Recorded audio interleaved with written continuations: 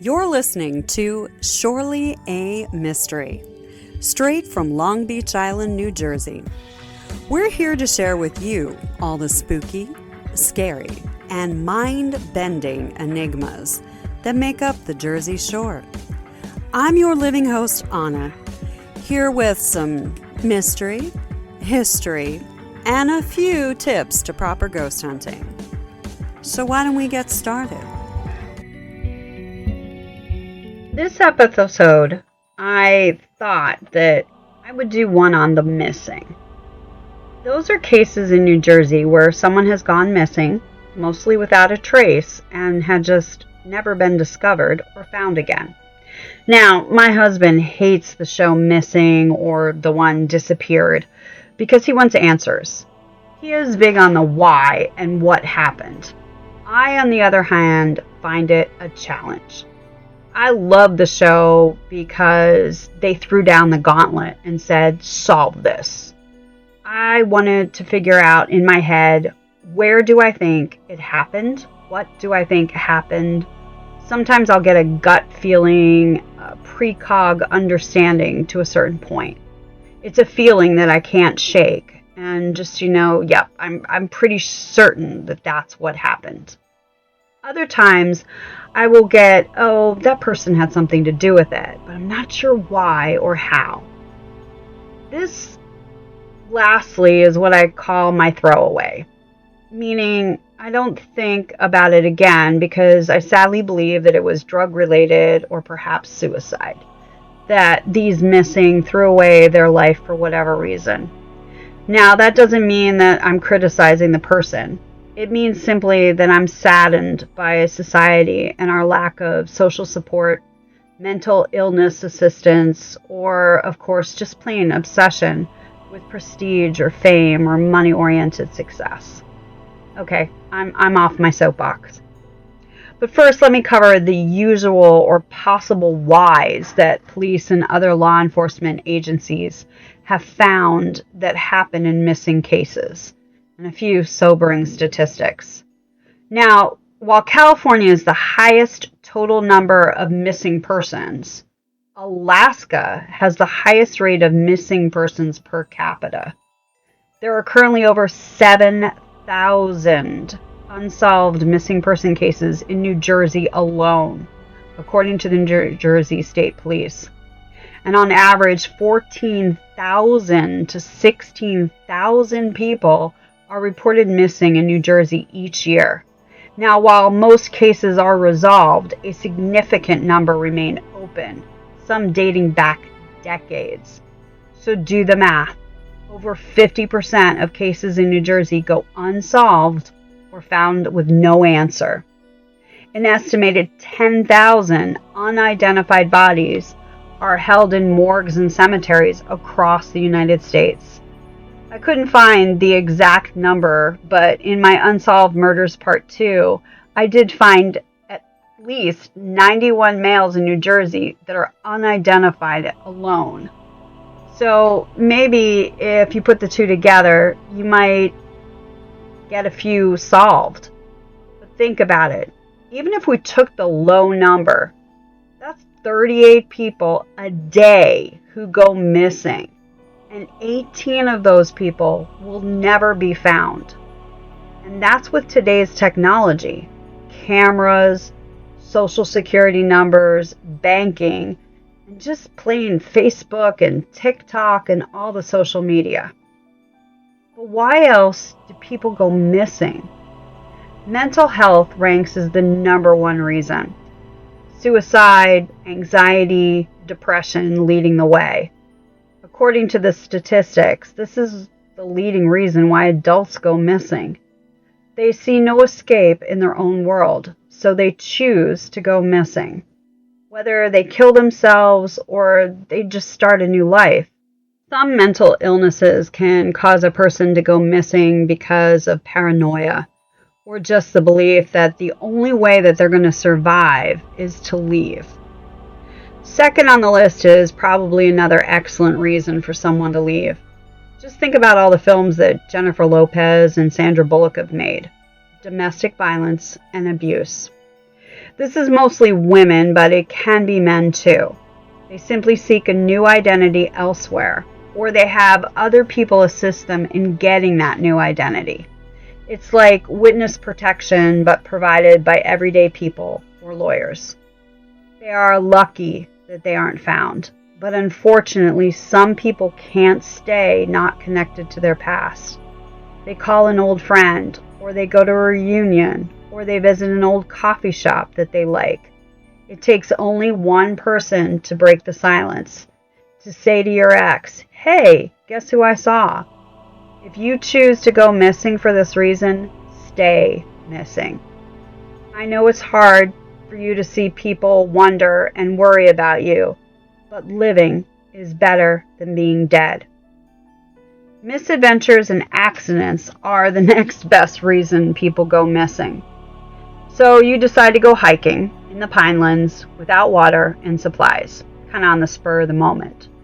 And you get hurt, where there's no cell phone connection, or your phone goes dead. Oh, wait, and you forgot to tell anybody about this quick hike you decided to take? Oh, and your car is on a road, which is like, who knows how far from you it is. What possibly could go wrong? A snake bite? The Jersey Devil? Look, I'm being serious. A stranger with a gun who doesn't know you? I used to get told not to go alone in the Pinelands because there are people who would eat me or want to make babies with me. Now, I'm going to say drugs can also fall into this category.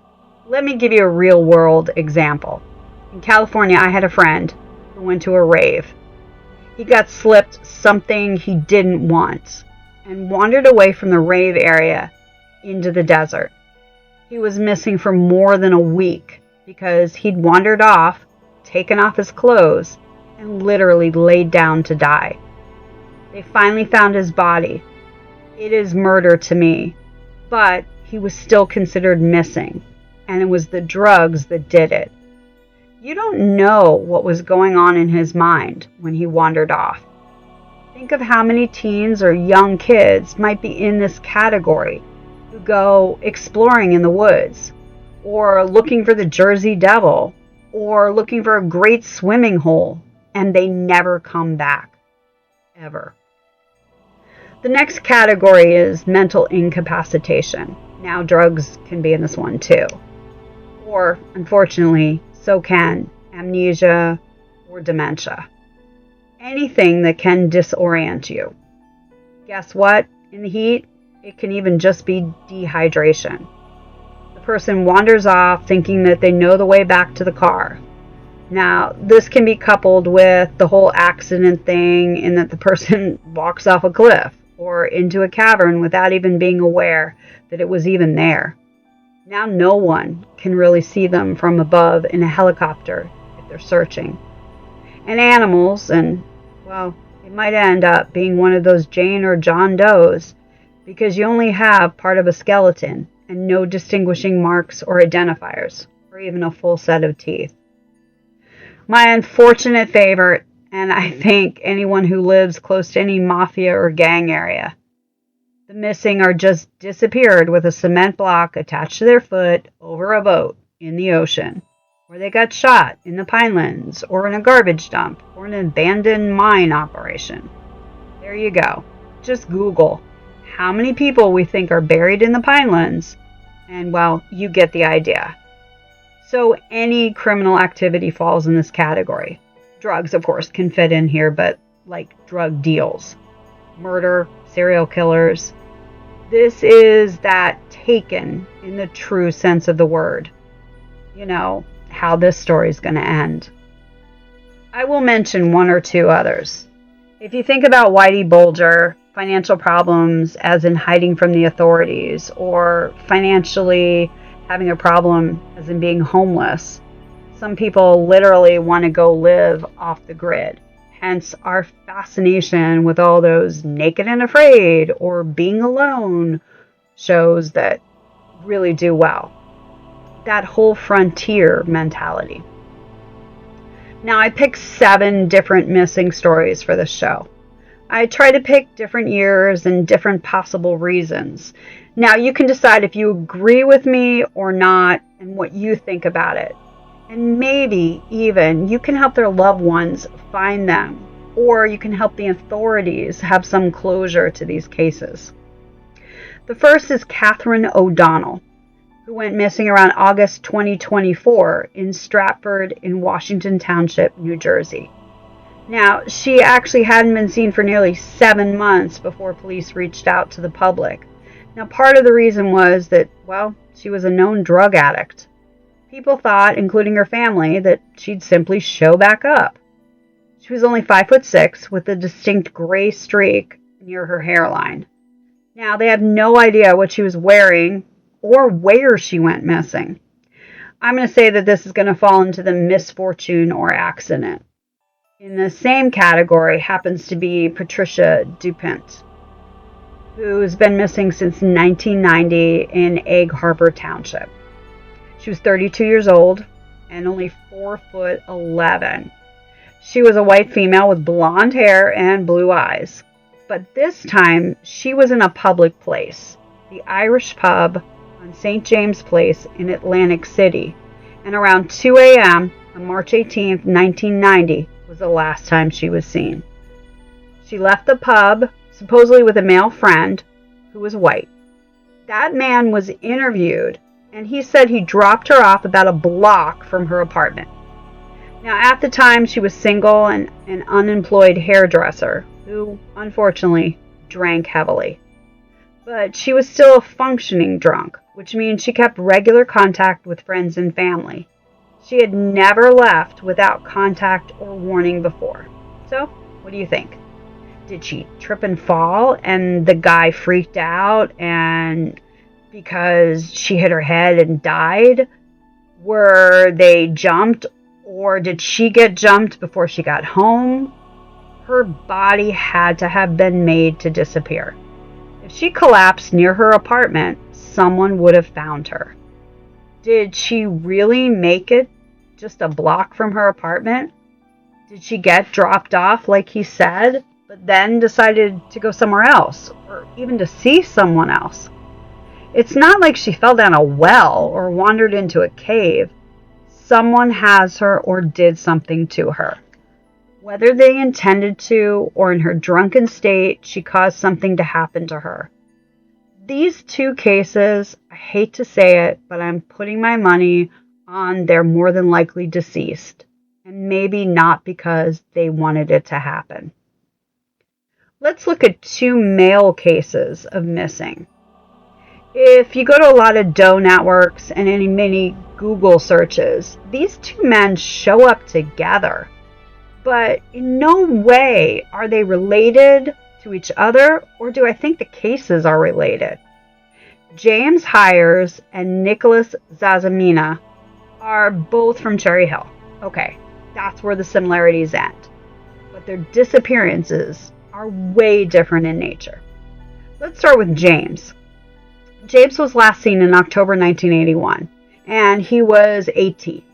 He was on his way to pick up his brother at the airport in Philadelphia, but he never showed up.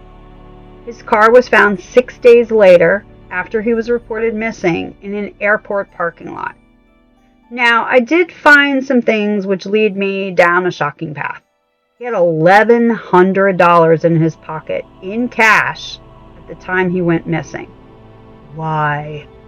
Why do you go to pick up your brother at an airport with $1,100 in your pocket? Especially in Philly.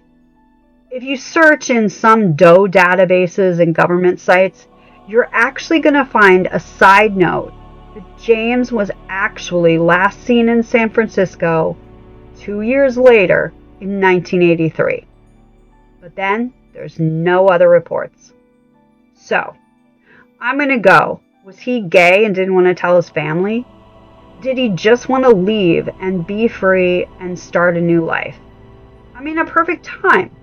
Just go to the airport with a cover of picking up your brother, get on another flight, leave with money. So I'm going to say that this is perhaps a gone missing because he wanted to go missing. But Nicholas, I think, is different. He was excited about his pending graduation at Villanova on May 14, 1979. He had a degree in accounting. He was on his way May 12th to pick up the tickets for the graduation for his family. He got the tickets and he left them for his family, who actually attended his graduation, but he wasn't there. So they were shocked. And even more, since 3 days after they report him disappeared, his car was found literally near his dad's Grove Street barber shop. The bad part? No use of his social security number, no credit card use, no bank account use, no use of his name. He was an only child, so there was really no other person in his family who knew if he had a secret life or interest.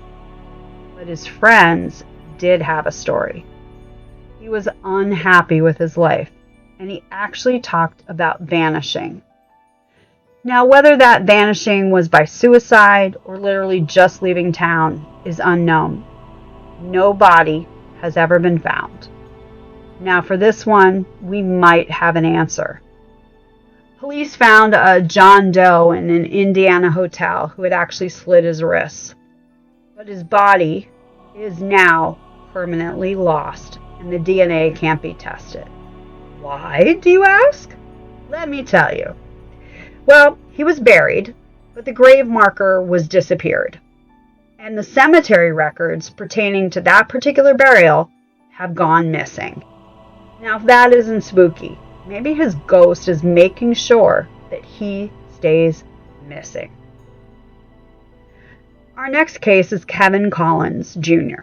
He was 21 when he went missing. But it happened in February 2025. He left a medical center after having originally called for police while driving in nearby Alloway. They evaluated him on the side of the road and decided that he really had mental distress, so they took him to the local hospital. Now, 911 call says that he believed that someone was harassing him or following him. I think that this could have been maybe schizophrenia. Maybe people didn't know he had it or was developing it. Even though he was evaluated, the hospital let him leave. Okay, so he returns to his car, and later the same night, he stopped again because he was driving erratically. Kevin actually had an active warrant for vehicle registration. So the police station, well, they simply gave him a new court date, but they still had EMS come out and look at him. EMS came, he said it was okay to release him from the station. But yet again, he called the cops and ended up getting taken to the hospital. He was released at 4 p.m., get this, wearing only a hospital gown. Here is where I go, what the duck? Seriously, in Los Angeles, we call 5150. It's a 24 to 48 hour psych hold for someone. Why did the hospital not keep him? Could it be because he didn't have insurance? Did he talk a good game? Did he promise that he would get mental health and they actually believed him? Where did his clothes go? I mean, hospitals don't usually keep your clothes. But due to patient confidentiality, we don't know the specifics. But what we do know is he left only in a hospital gown. And it's on camera. Did he just walk out and nobody noticed? Nobody stopped him? Nobody called the police? I get it. Hospital ERs can be overcrowded, they're overworked, there's not enough people to help. I get it. But still, he walked out and he was probably mentally disturbed. I have way too many questions at this point. But now here's the creepy part. The last photo of him ever. He was now naked with his arms raised above his head in a wooded area in Salem County. The photo was taken by a trail camera on 5:00 p.m., February 27th. That was literally just an hour from the time that he left the hospital. I'm going to continue with mental illness.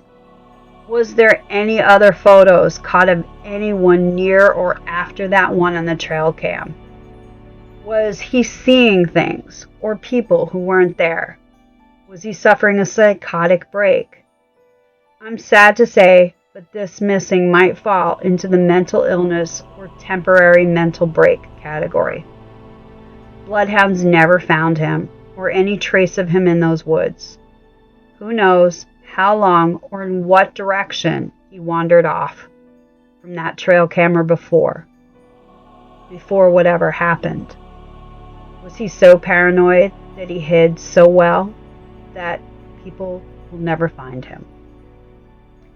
The next missing was featured on Dateline podcast.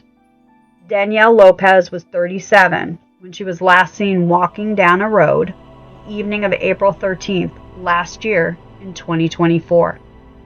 She was at a campground with her boyfriend. Now, here are some sad details about her life. Her mother was a loving single mom, but when both of Danielle's brothers suddenly died, and with only a year of each other, her mother had difficulties dealing with their passing. So Danielle went to live with her grandfather. And yes, it gets worse. COVID happened and took him. Then within a month, her biological father died too. She got back on track with the help of her rescue dog Roscoe, but you know how these stories go.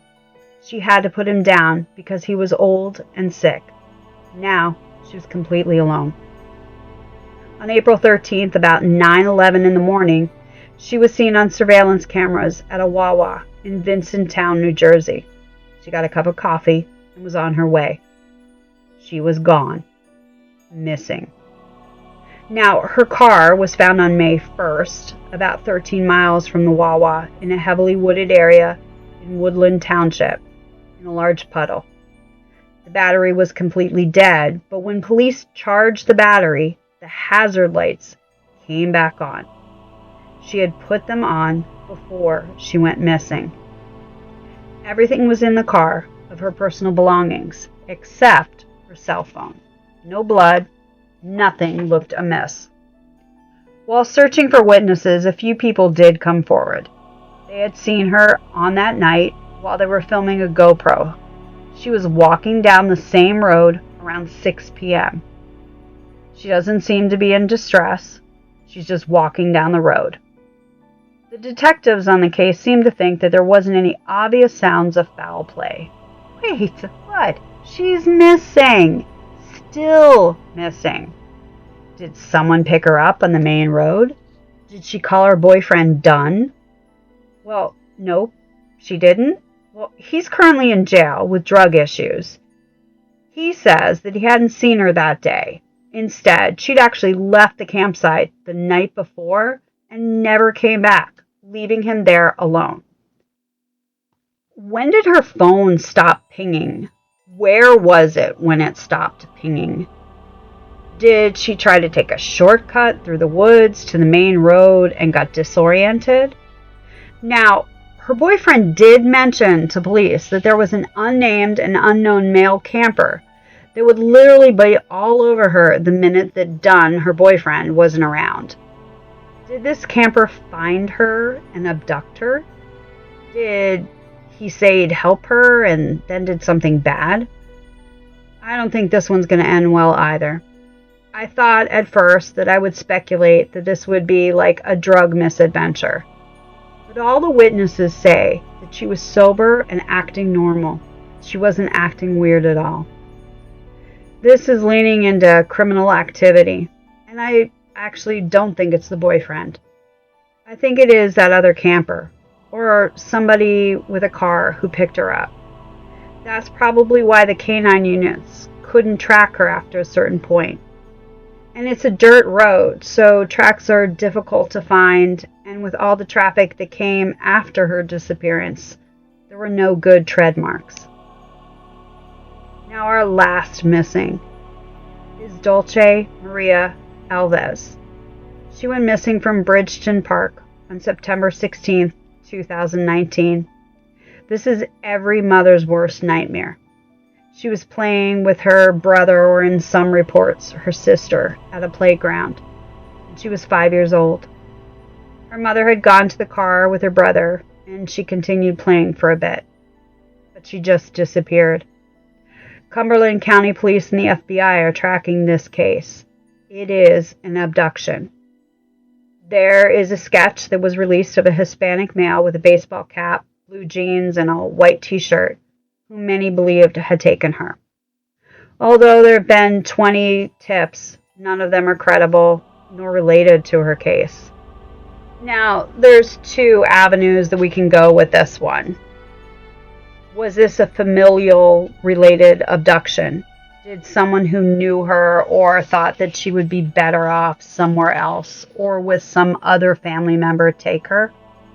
Why didn't she scream and make a fuss? Why didn't others in the playground think it was weird that this man was taking her? The other avenue is a scarier one. Was she taken by an unknown male? Was it for sex trafficking or baby trafficking? Some people want a kid and they hire somebody to get them a kid. That sounds okay until you realize that some people take kids because they want free slave labor, or they need another cleaning crew or a small child who won't talk to help them traffic drugs or even make drugs. The world is no longer a gentle, wonderful place. People see kids or children as perfect slaves who psychologically will be unwilling to fight since you threaten their family, and they'll comply with whatever you are asking. Some children are in such a state of shock that they will become extreme introverts and shut down, so they won't even try to fight or escape. I hope that she's actually growing up healthy and fine, but there's a part of me that knows the world is not a nice place. My husband hates these type of missing cases. I think we all do. These are innocent individuals who can't fight back. They don't deserve to go missing. The FBI has all these stats about the first 48 and 24 hours in abduction cases as key. If you don't find them, or any avenue to find them, it's likely that they're dead or gone. Those stats are no joke. No leads, nowhere to look, no cell phone, no real quality witnesses or cameras or Ring video. Leads to nothing. New Orleans has this real-time crime network of cameras like London has. They are amazing to help to solve crimes. Sometimes I want a camera or locator chips for children. And then when you're 18, you can decide if you take those chips out. We have it for certain members of Congress, and the president has one. Why not for kids? I know it sounds horrible and such a breach of freedom, but when kids are threatened or do threatening things themselves, why not?